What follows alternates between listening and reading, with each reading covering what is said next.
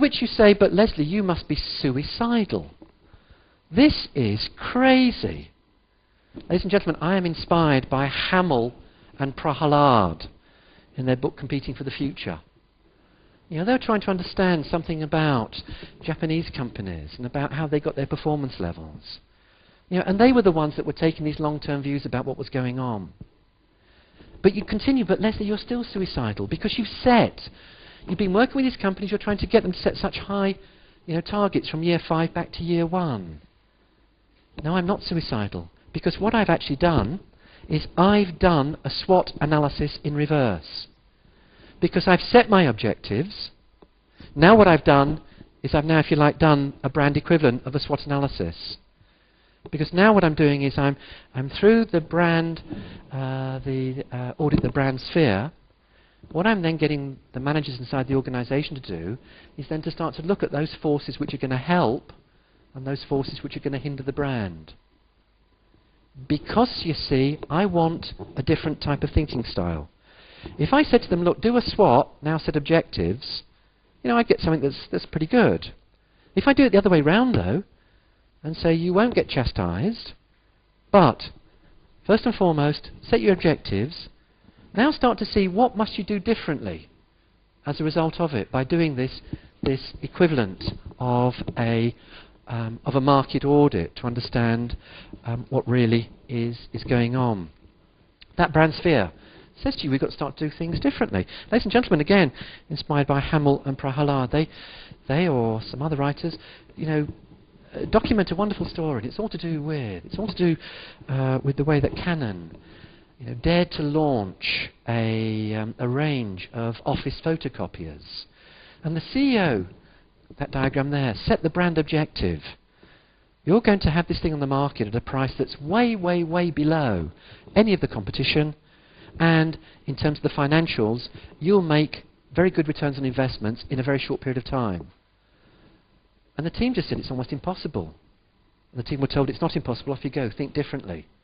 So there's your objectives that were set. The team came together to start to do a brand sphere analysis. They were trying to work out what was going on in the marketplace, what therefore needs to change. Somebody leans across the table to get a piece of paper.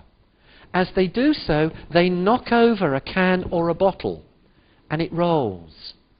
And the person says, Eureka! Well, not quite Eureka, but they say, I've got it.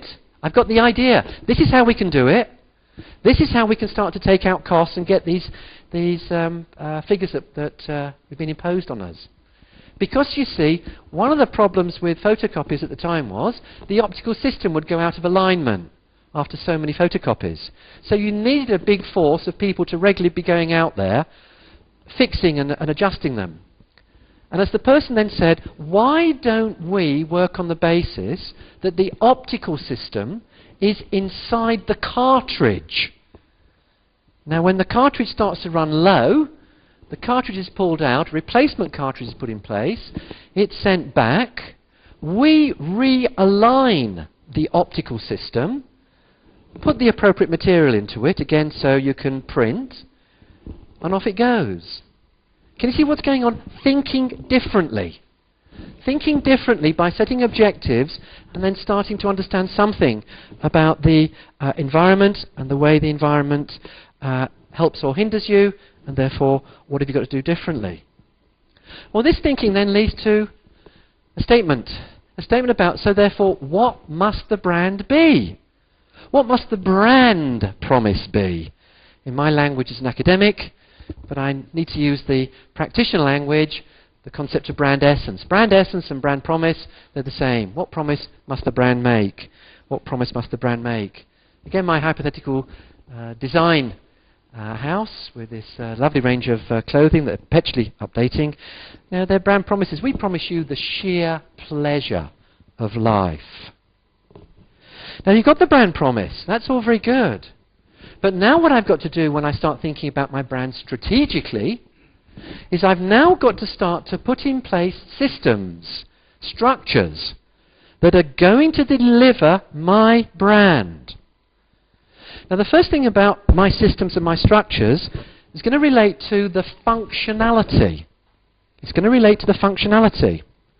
In other words, in this case, what I'm now doing is I'm now looking at the value chain so that I can structure. Or in the case of a services industry, what I'm doing is I'm just walking the way that the service process comes about, and I put it into a diagram called a services blueprint.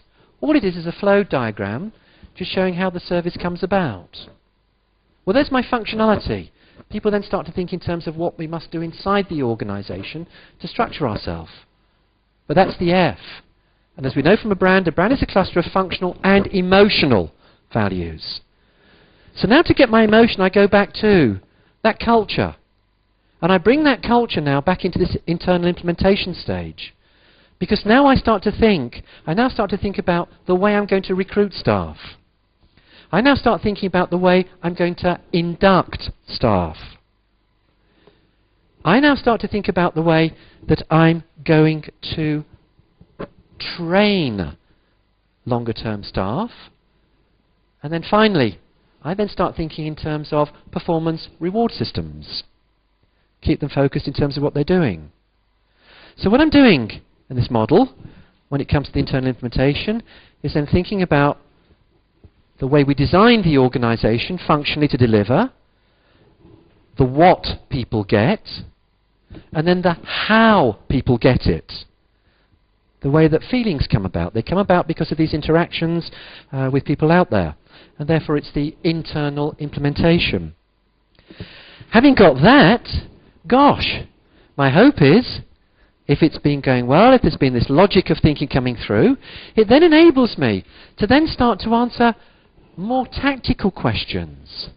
So, what's the brand architecture going to be? You know, to what extent is the brand going to draw on corporateness? Cadbury's dairy milk, Cadbury's fruit and nuts. To what extent is the brand going to be standing on its own 2 feet almost? Persil.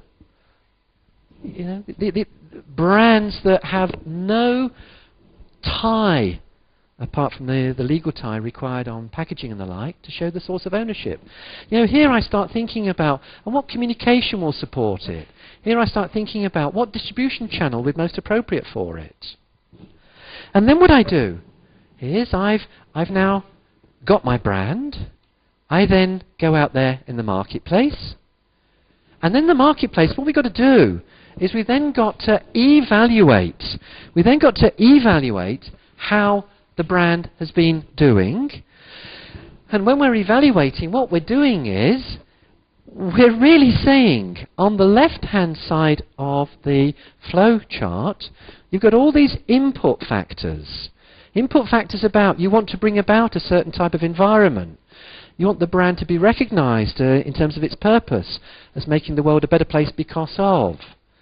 You're making statements about, and we want a certain set of values to be appreciated in the marketplace.